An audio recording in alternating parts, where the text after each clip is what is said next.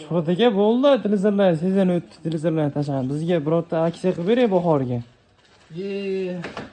Bo'ldi ekan, bo'ldi. Nima aksiya qilib Bahorga berasiz? yo'qsa xolodilnik borda, sezonga mana xudo xohlasa bahor anaqa qurollik boshqaga zo'r aksiyamiz bordi sizga. Qanaqa aksiya? Shuhrat aka bir ko'z tench aksiya deb. Aksiya endi bahor bo'lgandan keyin Ramazonda qurollik bo'lgandan keyin xolodilnik bo'ladi aksiya. Xolodilnik bir turdan bor.